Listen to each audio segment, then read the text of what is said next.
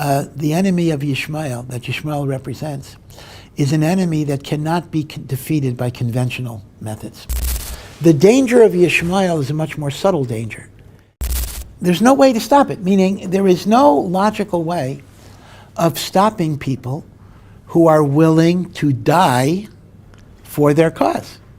What, they're threatened with death? Bring it on, gesundte hey. That's what I want.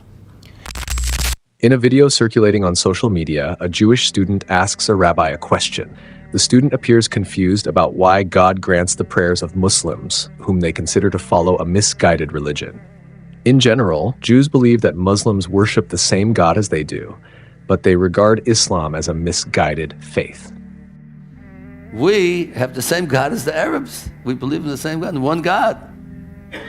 So it's a paradox. See, the Christians believe in the Trinity, whatever that's supposed to mean, but it's a part of it is their God, who's the JC we call her, but that's not our belief at all. We're not allowed to believe in anything like that. Let's return to the original story. The young man's confusion is evident from his question. He begins by recounting his experience in yeshiva, where he learned that Arabs also pray to God for their success, which sometimes comes to fruition. He added, "Do we have the right to stand before God and ask him to ignore the prayers of others? Or should we see it as a prayer competition in the eyes of God?" Hearing such a question, the rabbi said that it is a very complex question and requires deep understanding. He acknowledged the difficulty in understanding this phenomenon and recognized that the conflict between spiritual and physical forces has been a long-standing debate in Jewish history. My question is about the war. The Gemara says that when the Listim pray to Hashem for success, they pray good, he grants them success. He helps them to steal. And I think the Sephardi Nusach is different than the Ashkenazi Nusach, but we learned Hashem Shomei Pilat Kol Peh. Yeah, the Sephardi, yeah. And moreover, I remember when I was in yeshiva, you told us that the Arabim are such a difficult opponent because they do have certain schusim and they have a certain kasher with Hashem. They have Mila, they have some version of kashrut, they have tzniot. Maybe some people could say they're better with tzniot than we are.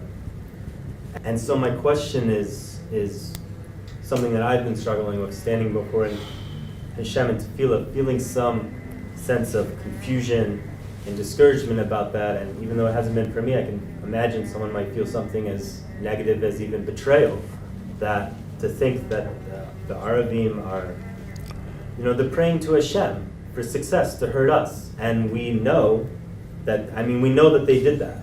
And we know that they had the success and that Hashem answered their prayers. So how do we deal with that confusion with tefillah if we think about that? And moreover,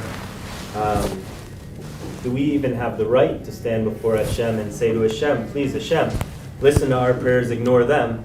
We know that they're saying, Hashem, listen to our prayers, ignore them. Yeah. And then even more than that, is there any, is it hashkafically correct to even think of this as like a schusim arms race, or like a tefillah, like Hashem's counting a cheshbon of tefillot and schusim between us and between them?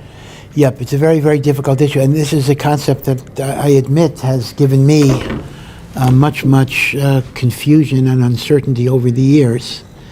And that is the notion that prayer has a power, prayer has an efficacy, even when it is uttered by a rasha and even when it's for immoral purposes.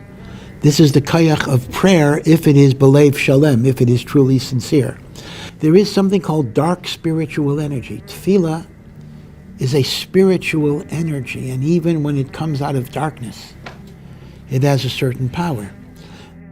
Furthermore, the rabbi elaborated on the strengths of the descendants of Ishmael. He acknowledged that the greatest difficulty for the Jews was in confronting the people of Ishmael. Their power lies not only in their physical strength, but also in the spiritual dimension they possess. As descendants of Ishmael, Muslims have a strong spiritual heritage, including traditions of prayer and the benefits of the covenant of circumcision.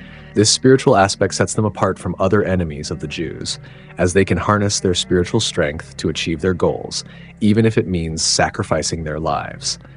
For this reason, the rabbi asserted that to face an enemy like the descendants of Ishmael, there is a need to develop strategies based on greater spiritual strength. Rav Chaim Vital writes, based on Pirkei de Rabbi Eliezer, that the last and most difficult galus that Am Yisrael will face will be the confrontation with Yishmael. And he says Yishmael is the most difficult because they are the only one of our enemies that comes with a spiritual power. Meaning Esav, that represents physicality and brute force. So of course, in the long run at least, Ruchnius, spirituality defeats physicality. The danger of Yishmael is a much more subtle danger, because Yishmael comes not only with physical brutality, but Yishmael comes with spiritual merits. They are a child of Avraham, they have a koach of prayer, they have a merit of Brit Milah, again, which goes back to Avraham. There is a tznius. In fact, one of the things that would be very, very funny if it wouldn't be said, I think Jordan wanted to not allow Israeli teenagers to go to Jordan because they said that they're lowering the standards of adolescent modesty. They felt that the Israeli kids were a bad influence on the Jordanian teenagers. Again, it would be funny if it wouldn't be said, but okay. So that raises the question that you're raising, again, which is very perplexing, and that means because they have these merits, they can pray for bad things. And there's a certain power in their prayer. There is something important to mention here. In Islamic teachings, praying for harm or evil upon others is forbidden. This is supported by various hadith narrations and statements from Islamic scholars. In the hadith it is mentioned, truly the oppressed prays for evil upon the oppressor until justice is served, but then what remains is the surplus of the oppressor's wrongdoing over the oppressed on the day of judgment. All right, let's return to the main discussion. And indeed, this is very, very clearly the case. If you think about this, the enemy of Yishmael, that Yishmael represents, is an enemy that cannot be defeated by conventional methods. There's no way to stop it, meaning there is no logical way of stopping people who are willing to die for their cause. What, they're threatened with death? Bring it on, gesundheit hate. That's what I want. You see, the Nazis, I have to say, at a minimum, if you can say something good about the Nazis, is that they were cowards. So when a Nazi thought he would be killed, he starts negotiating when they saw that the end was near. And Hitler was enough of a coward that he took his own life in a quick way rather than facing the consequences. So Nazis were cowards. So cowards can be defeated by overwhelming military force. Mutual assured destruction only works when you either have cowards or at least normal people, people who don't want to die. But when you have people who don't care if they die, then how are you going to stop them? There's nothing you can do. So really, the statement of Rav Chaim Vital that Golus Yishmael is impossible to defeat by conventional military means, is even true on a simple political way. There's no way. You do your ishtadlus, but there's no particular way that you can guarantee anything. So the dilemma is we need spiritual ways of defeating them. And yet we do find that prayer is such a miraculous power in the universe